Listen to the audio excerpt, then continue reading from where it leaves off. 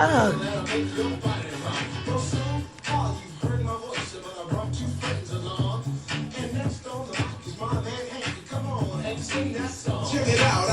right, we're moving to, we'll start out talking about, we'll mention Janet Jackson real quick, and then we'll move right on to the NRA weighs in on that.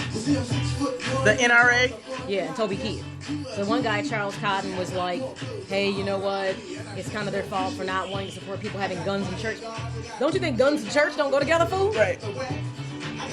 Is the link for that? Yep. Go to the rundown. Did I sent you? Yeah, okay, got it. No, I got, tell to you.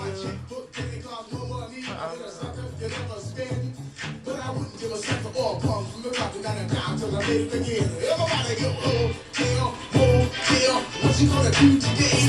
You're gonna get a fly girl, gonna get some spring and drive off in a death OJ. Everybody go hotel, holiday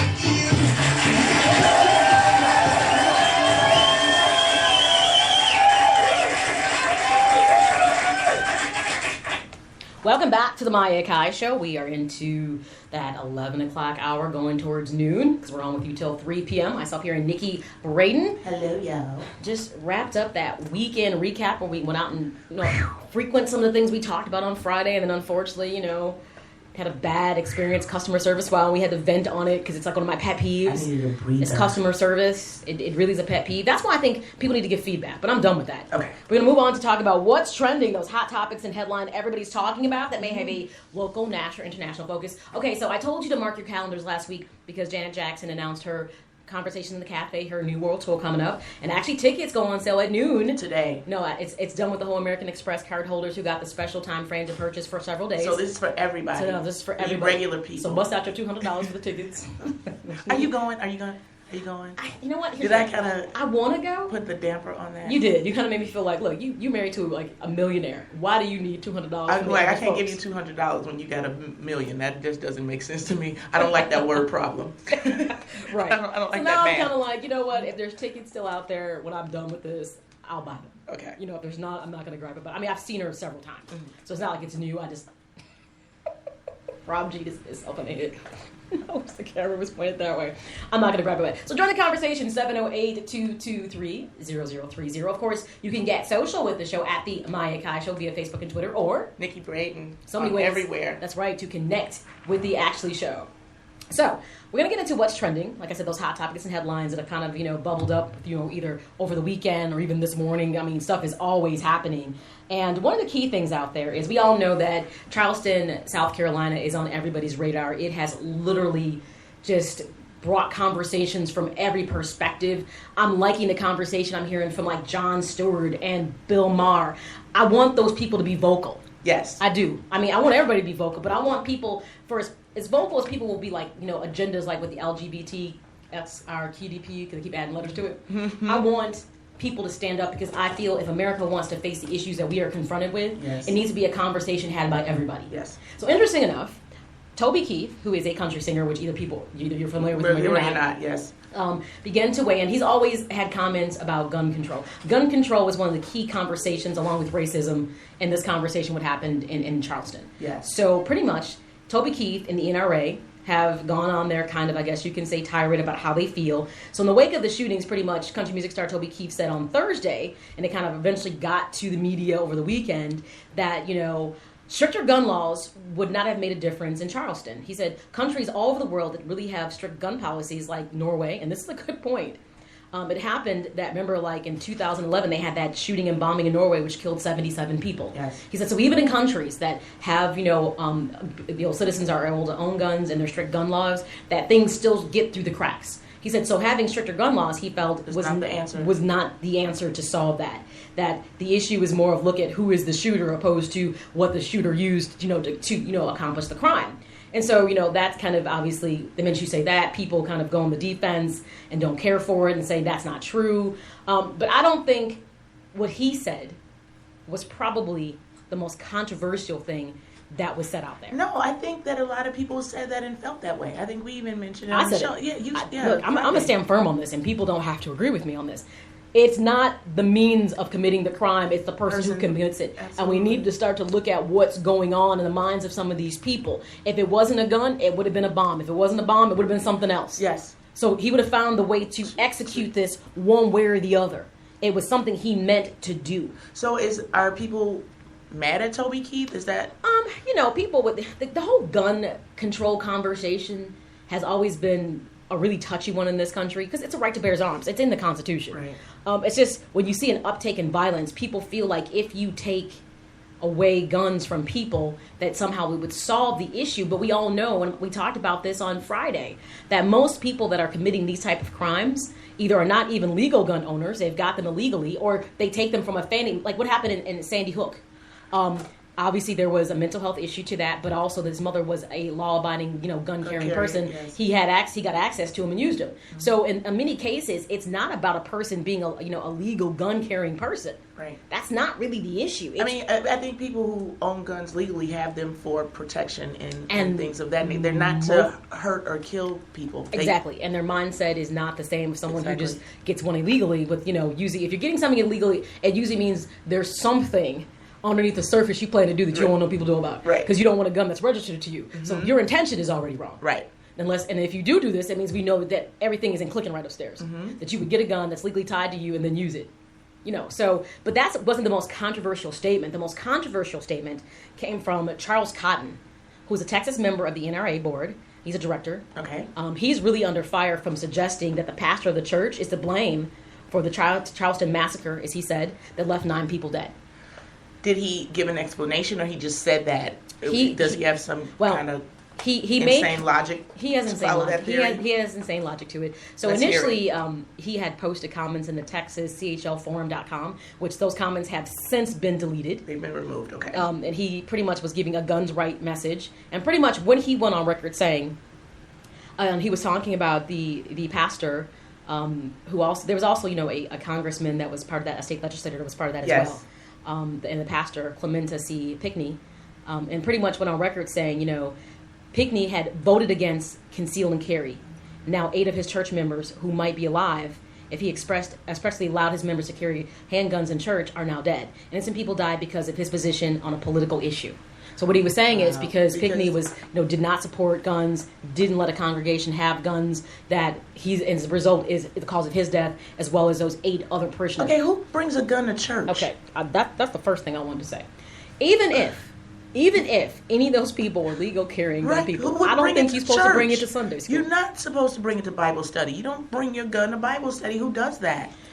And see, that's the part I think he failed to understand, that his theory was flawed.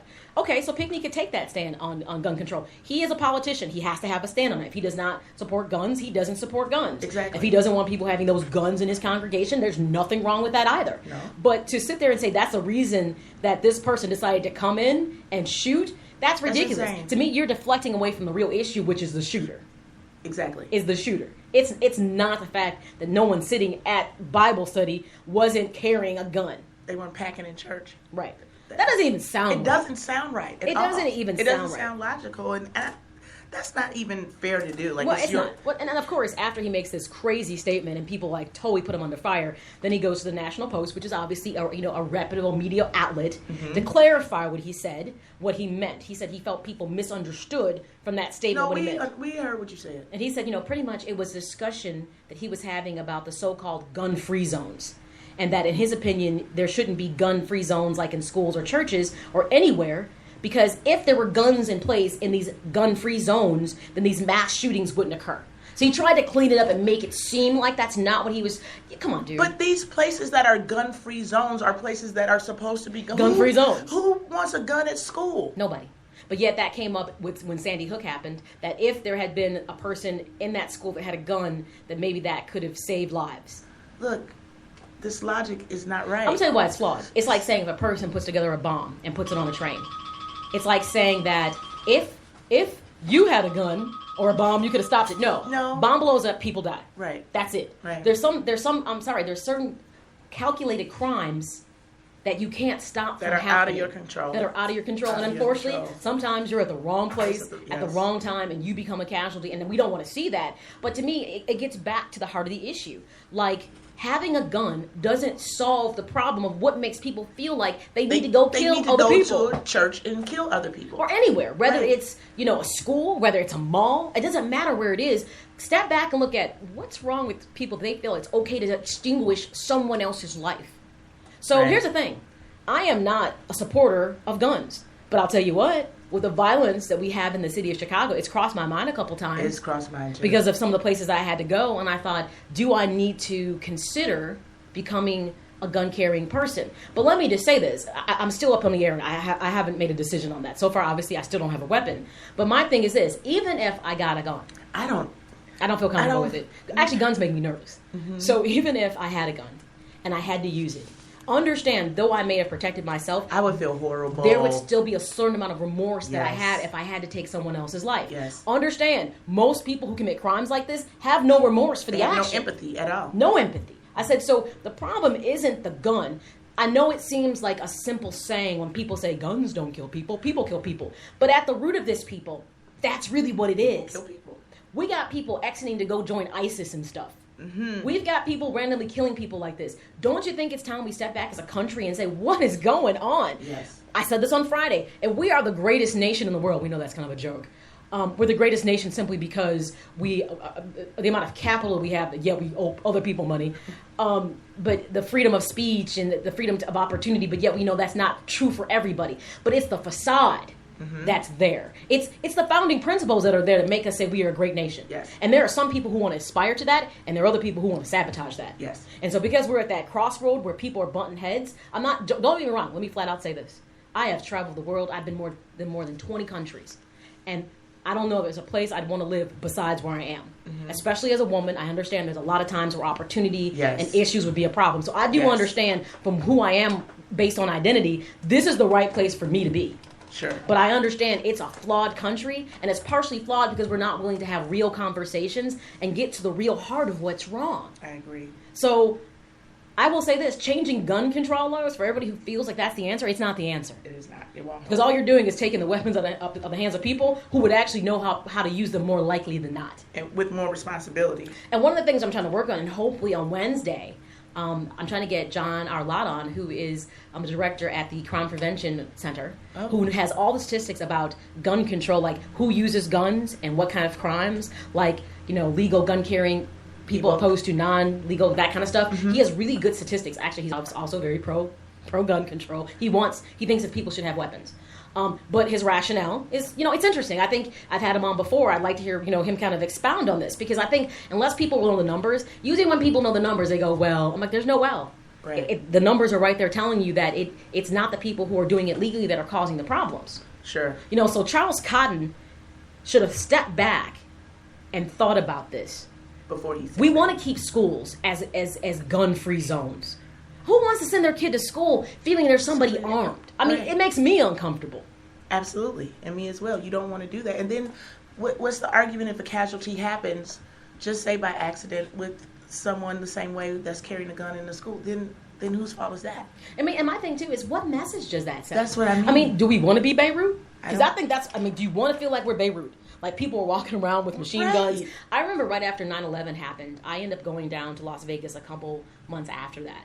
And they actually had, like, the National Guard was, like, in the airport and they were carrying machine guns. And here's the thing. That was the most uncomfortable feeling I have ever had. I was like, have we really gotten to this point that this is now? I got why it was like that. Sure. But because they figured Las Vegas could be a soft target.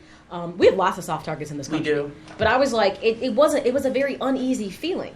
That somehow putting more weapons into the mix, to me, doesn't solve the problem. No. And we look at right now, when people legally have weapons, when they have to use them, we're up in arms about it. Like, unfortunately, when all these police shootings and things of that nature, when people actually have to use a weapon, we don't like it. Right. So that was my point. If you have a casualty at a school, you don't like it, then that's another argument. If I mean, think about it. Yes. Do you want mall security carrying a gun? I know I don't. No. I don't. No, I don't even like them on those little roller things. Those big wheels. What are those things that they ride around? I don't want them on that. I don't like that power that they have. Oh, I can't think of what they're called. Oh gosh, I know what you're talking about. We'll find out. Electric scooter things. Yes. I can't think of what they're called though. Yes. Segways. Yeah, Segways. Yes, segways. But to me, it's like this is not the conversation to have. It's not about the fact that he used a gun. Right.